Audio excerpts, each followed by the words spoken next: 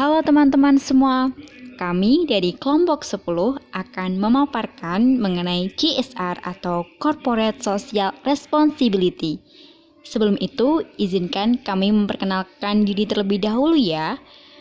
Nama saya Desi Ratnasari dan rekan-rekan saya Indah Tri Susanti, Muhammad Syafiq Athoillah, dan Risma Nur Inayatul Asfia. Nah, sebenarnya CSR itu apa sih? Yuk kita simak video berikut ini. Corporate Social Responsibility atau CSR adalah sebuah konsep yang mewajibkan semua organisasi memiliki tanggung jawab terhadap lingkungan sosialnya dengan mengembalikan keuntungan perusahaan kepada masyarakat, mulai dari konsumen, karyawan, pemegang saham, komunitas, dan lingkungan sekitarnya. CSR juga berhubungan erat dengan pembangunan berkelanjutan, termasuk bagaimana perusahaan menimbang dampak sosial dan juga dampak lingkungan yang timbul dari semua aktivitas di perusahaannya. Besaran dana CSR diatur dalam Undang-Undang Nomor 40 Tahun 2007 tentang perseroan terbatas. Nah, DPR kini memperluas pemberlakuan kewajiban dana CSR tidak hanya sebatas pada perusahaan yang kegiatan usahanya berkaitan dengan sumber daya alam, tetapi semua perusahaan dengan besaran presentase yang bervariasi antara 2,5% hingga 3% dari total keuntungan perusahaan.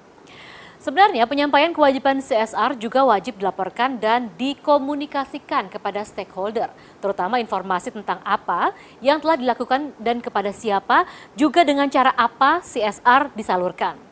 Biasanya, organisasi menggunakan dana CSR untuk membangun pendidikan, kesehatan, kegiatan sosial, dan juga pemulihan kondisi lingkungan di kawasan sekitar perusahaannya. Tetapi kini pemirsa, penggunaan dana CSR sudah melampaui batas negara, terutama bagi perusahaan multinasional. Misalnya, digunakan sebagai dana rehabilitasi bencana, dana perang, atau pembangunan negara dunia ketiga.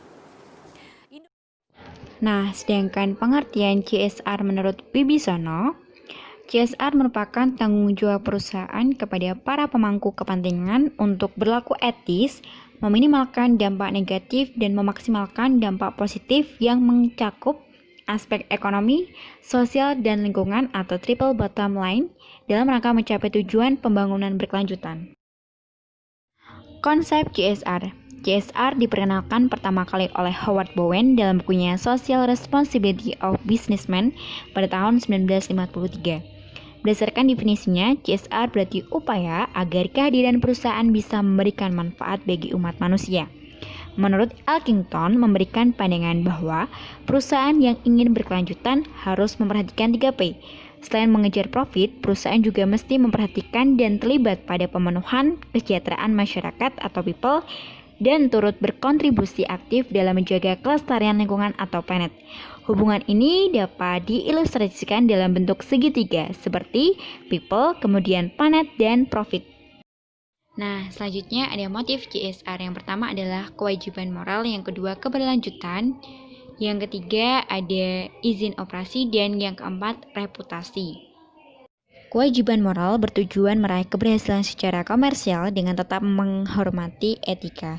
Kemudian keberlanjutan, memenuhi kebutuhan di masa depan, dan izin operasi, membangun citra perusahaan untuk mendapatkan persetujuan dari pemerintah dan para pemangku kepentingan.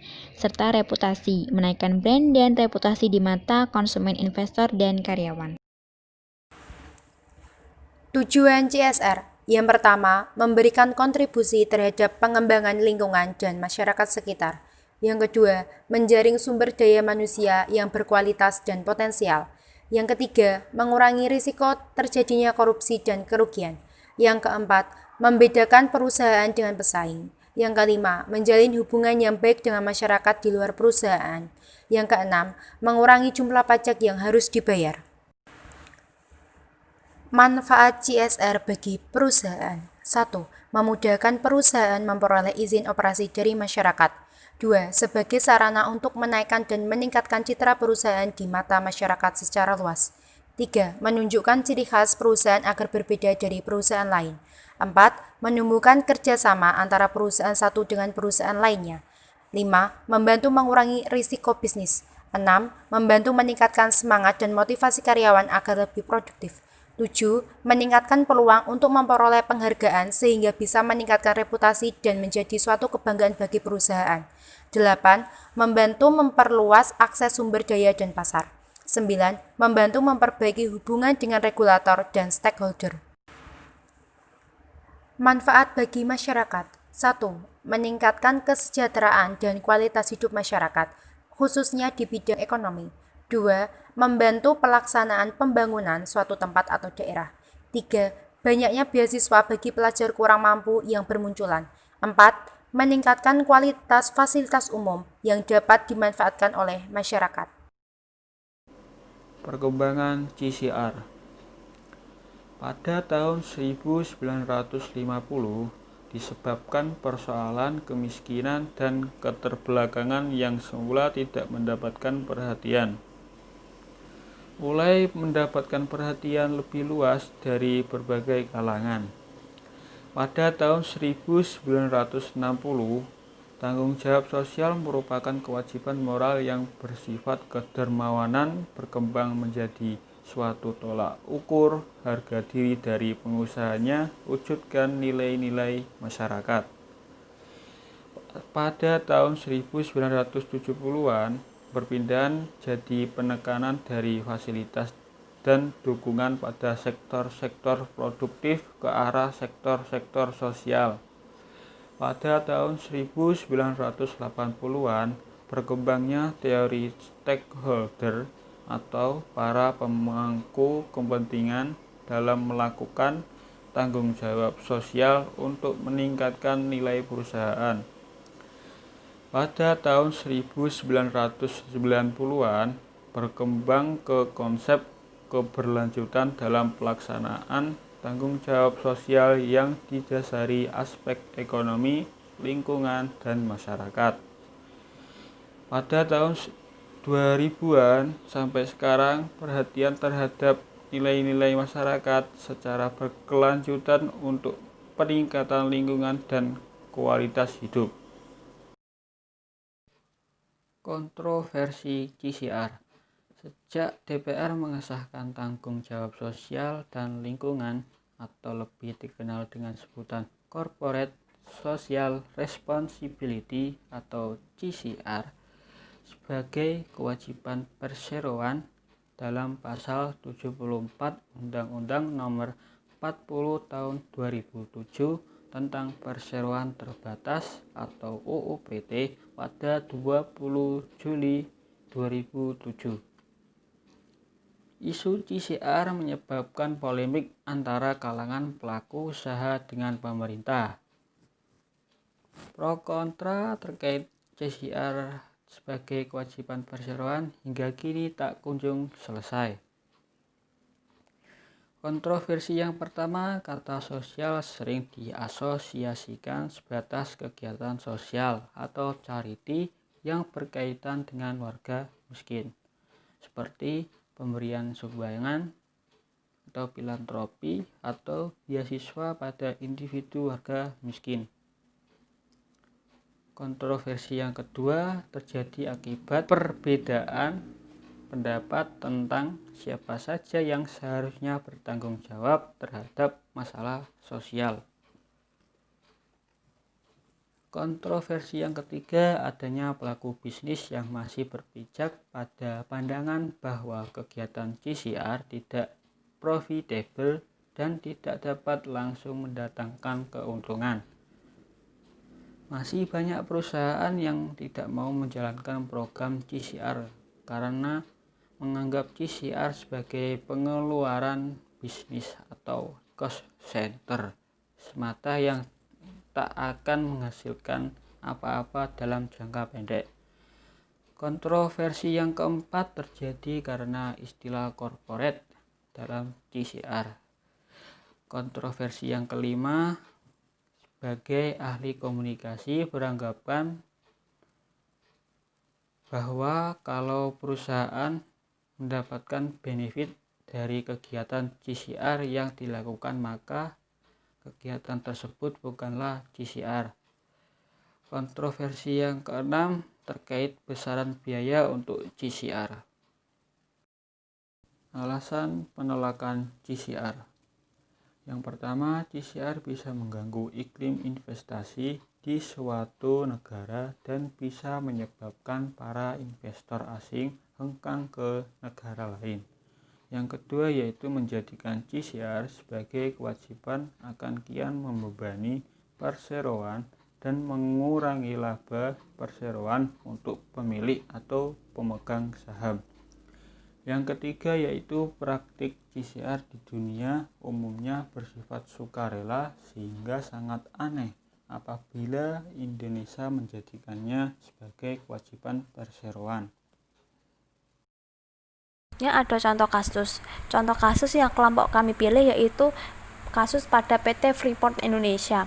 PT Freeport Indonesia merupakan jenis perusahaan multinasional atau MNC, yaitu perusahaan internasional atau transnasional yang berpusat di satu negara tetapi cabang ada di berbagai negara maju dan berkembang. Mogoknya hampir seluruh pekerja PT Freeport Indonesia disebabkan karena perbedaan indeks standar gaji yang diterapkan oleh manajemen pada operasional Freeport di seluruh dunia. Pekerja Freeport di Indonesia diketahui mendapatkan gaji lebih rendah daripada pekerja Freeport di negara lain untuk level jabatan yang sama.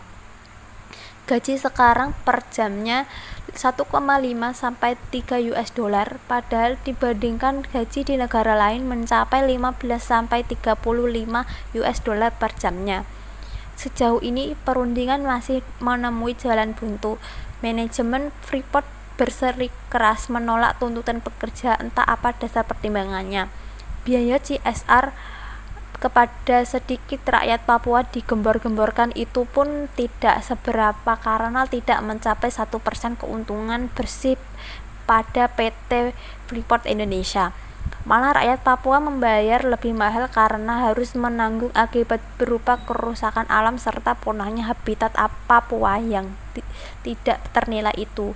Biaya reklamasi tersebut tidak akan bisa ditanggung generasi Papua sampai 7 turunan. Korporasi berasal dari Amerika Serikat. Pekerja adalah bagian dari aset perusahaan.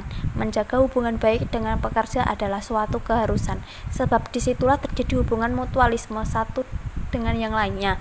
Perusahaan membutuhkan dedikasi dan loyalitas agar produksi semakin baik, sementara pekerja membutuhkan komitmen manajemen dalam hal pemberian gaji yang layak.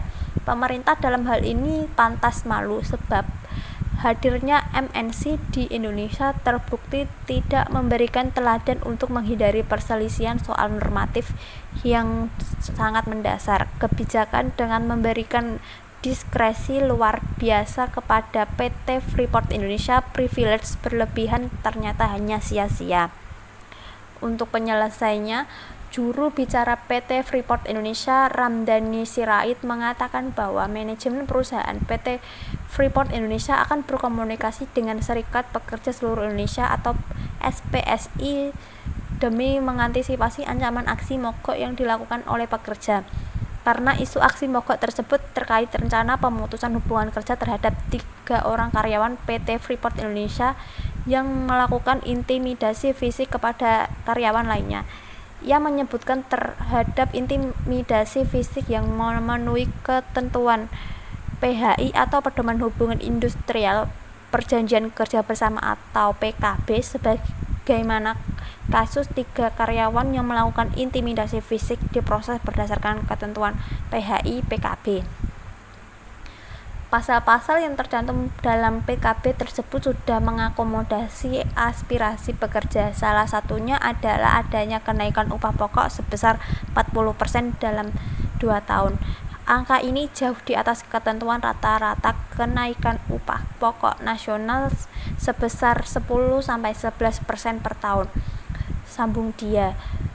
Sebagai upaya mencegah hal-hal yang tidak diinginkan pada perusahaan sudah membentuk krisis manajemen komit, yaitu guna menciptakan lingkungan kerja yang damai dan harmonis. PT Freeport Indonesia dan pimpinan SPSI PT FI pun telah membentuk krisis manajemen komit.